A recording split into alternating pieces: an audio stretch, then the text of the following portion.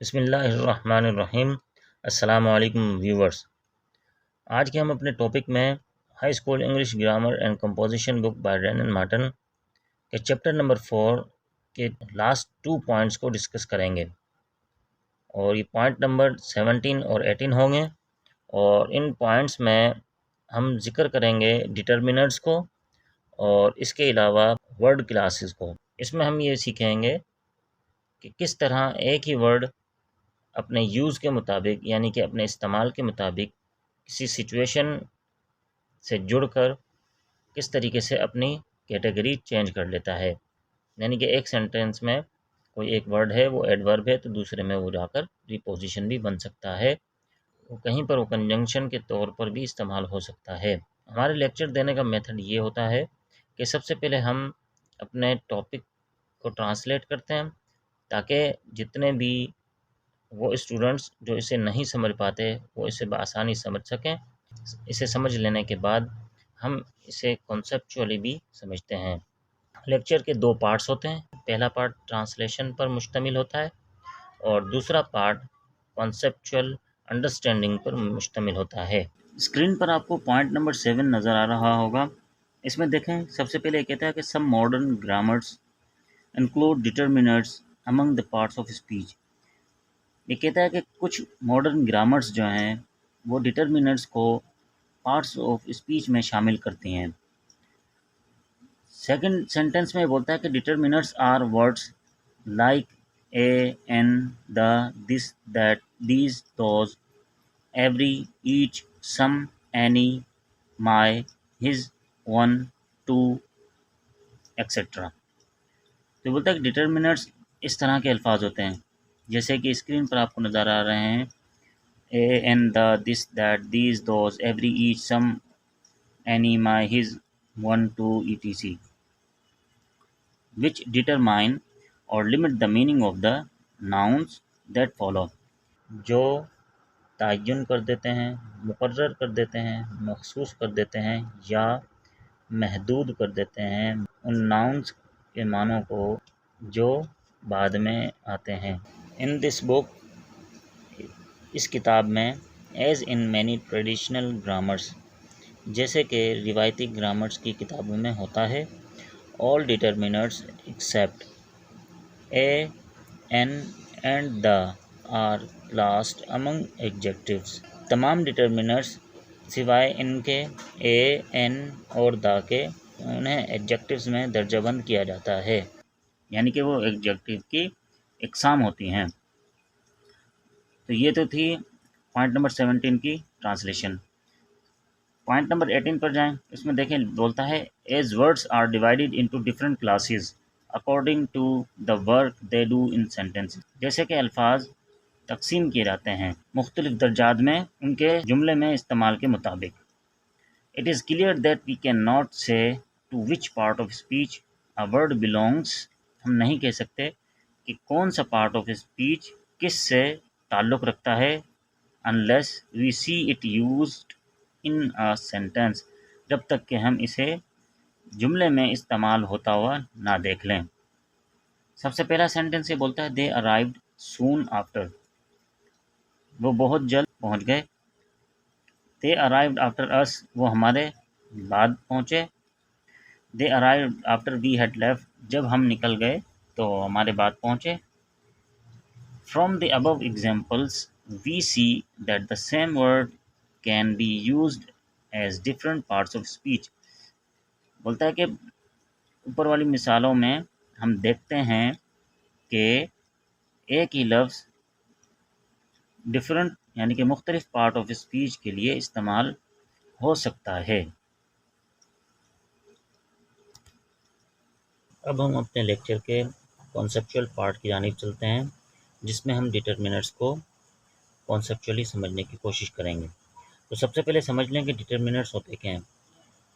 तो डिटर्मिनर्स ये तमाम के तमाम वर्ड्स जितने भी होते हैं ये प्रोनाउंस का भी काम करते हैं, लेकिन अगर ये किसी नाउन के स्टार्ट में लग जाएं यानी कि इस नाउन से पहले अगर ये किसी नाउन से पहले आ जाएं तो ये डिटर्मिनर्स कहलाते हैं। और इसी बुक में जब हम रेनन मार्टन को पढ़ते हैं तो डिटर्मिनर्स तो ये कहला रहे हैं, लेकिन जब हम एडजेक्टिव्स के सेक्शन में जाते हैं तो उस सेक्शन में इसको डेमोन्स्ट्रेटिव एडजेक्टिव के नाम से भी पुकारा जाता है। तो इस तरह से ये डिटरमिनर्स जो होते हैं ये प्रोनाउंस भी होते हैं, लेकिन ये प्रोनाउंस कब होते हैं? ये प्रोनाउंस उस वक्त होते हैं जब ये किसी हेल्पिंग वर्ब या फिर नाउन हेल्पिंग वर्ब या फिर फॉर्म ऑफ वर्ब के आगे इस्तेमाल हो रहे होते हैं। जैसे for example this is a man, तो इसमें अब देखें आप, इसमें जो सेंटेंस में स्टार्ट जब इसने लिया है सेंटेंस में दिस इज़ अ मैन, तो दिस के फ़ौरन बाद हेल्पिंग वर्ब आ रहा है। जबकि अगर आपसे कहा जाए this man is very harsh, तो ये इसका मतलब ये है कि ये आदमी बहुत सख्त है। तो इस सेंटेंस में मैन जो एक नाउन है आपका, उससे पहले दिस इस्तेमाल हो रहा है। अब इनके सिंगुलर जैसे फॉर एग्जांपल दिस दैट और इट वगैरह होते हैं, तो इनके प्लूरल भी हो सकते हैं, दीज दोज वगैरह। तो इसी तरीके से दूसरे वर्ड्स भी हो सकते हैं इसमें, इसकी कैटेगरी डिटर्मिनेंट्स की कैटेगरी में आते हैं। Every, each, some, any, my, his, on. अब जैसे फॉर एग्जांपल हम कहेंगे एवरी मैन या एवरी बॉय, एवरी गर्ल, तो ये इधर पर क्या कहलाएंगे? डिटर्मिनर्स कहलाएंगे, क्योंकि अब इधर पर ये किसका तयन कर रहे हैं? मतलब ये किसी नाउन के आगे आकर उसको डिटरमाइन कर रहे हैं, उसका तयन कर रहे हैं कि ये ही वाला और ये कोई शख्स हैं या कोई चीज़ें हैं, उन्हीं की जानिब इशारा करके ये बात करने की कोशिश कर रहे हैं। जैसे फॉर एग्जांपल बोलते हैं कि अगर फॉर एग्जांपल पॉसेसिव प्रोनाउंस की तरफ आएँ, जब ये डिटर्मिनर बनते हैं तो अब कैसे बनते हैं? मिसाल के तौर पर ये कहता है my father is not at home, तो इसने क्या कहा? My father. तो इससे मुराद ये होगा कि इसने इधर पर डिटरमाइन कर दिया कि फ़ादर, जिसके फ़ादर की बात हो रही है वो मेरा है। तो इसी तरीके से हम कह सकते हैं कि his father is not in the country, कि किसी भी नाउन के आगे आकर ये डिटरमाइन मतलब उस नाउन को कर देते हैं कि भाई इस नाउन का ताल्लुक किससे है। तो इसलिए ये मॉडर्न ग्रामर्स में इनको डिटर्मिनर्स कहा जाता है, जबकि इनका कुछ और भी नाम हो सकता है। अभी इसने एक पॉइंट इधर पर बता दिया है, ए एंड द। बहुत सी किताबों में जो है इनको डिटर्मिनर्स की लिस्ट में शामिल नहीं किया जाता, और इस किताब में भी डिटर्मिनर के तौर पर ये नहीं दिया जा रहा, बल्कि ये आपके पास जो इस किताब में शो होंगे वो आर्टिकल्स के तौर पर शो होंगे। लेकिन बहुत से ग्रामरियंस हैं, जो मॉडर्न ग्रामरियंस हैं, वो इन्हें यानी कि ए एन और द को डिटर्मिनर्स में शामिल करते हैं। अब देखें पॉइंट नंबर 18 में चले जाएं। पॉइंट नंबर 18 में इसने आपको जो एक सादी सी बात समझानी चाहिए।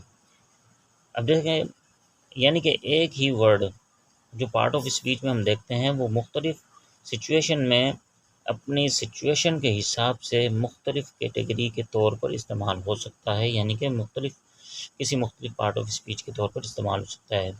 इसने जो हमें इधर पर मिसाल पेश की है, जब देखें सबसे पहले एक सेंटेंस में इसने बोला है कि दे अराइव्ड सून आफ्टर।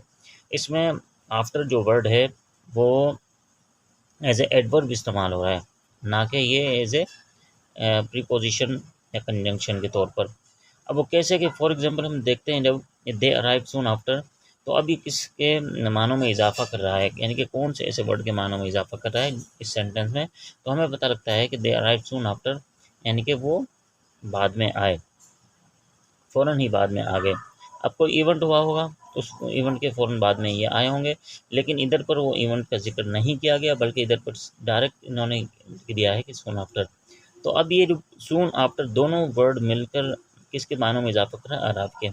अराइव के, यानी इसमें जो फॉर्म ऑफ वर्ब इस्तेमाल हो रही है अराइव्ड पास्ट इंडेफिनिट टेंस में, उसके मानों में ये इजाफा कर रहा है। इसलिए इधर पर ये वर्ब के मानों में इजाफा कर रहा है, तो हम इसे एडवर्ब कहेंगे। सेकंड सेंटेंस में देखें दे अराइव्ड आफ्टर अस।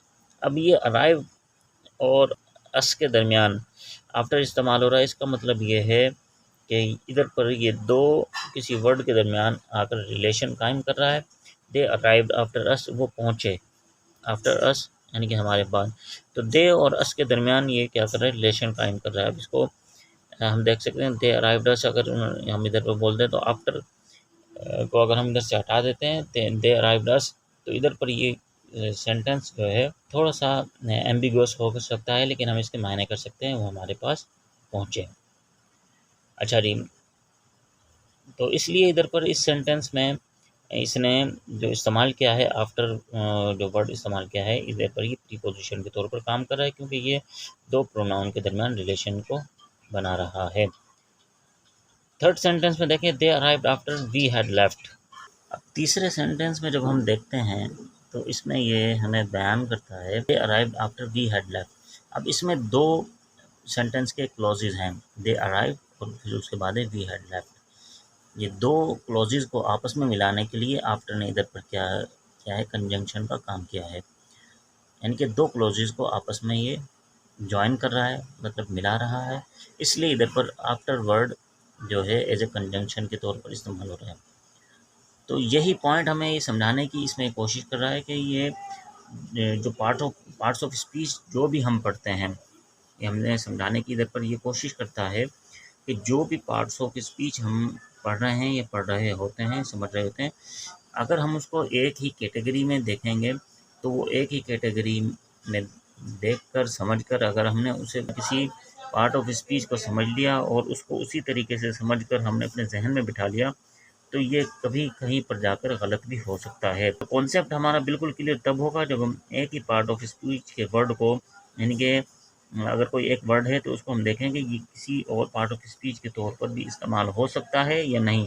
अगर हो सकता है तो फिर किस तरीके से हो सकता है, क्या एक पार्ट ऑफ स्पीच एडवर्ब के तौर पर, कंजंक्शन के तौर पर, नाउन के तौर पर इस्तेमाल हो सकता है या नहीं हो सकता। तो ये बहरहाल किसी भी कॉन्टेक्स्ट में जब कोई सेंटेंस इस्तेमाल होता है तो उसके हिसाब से ये अपने मानों को और अपनी कैटेगरी को चेंज कर लेता है।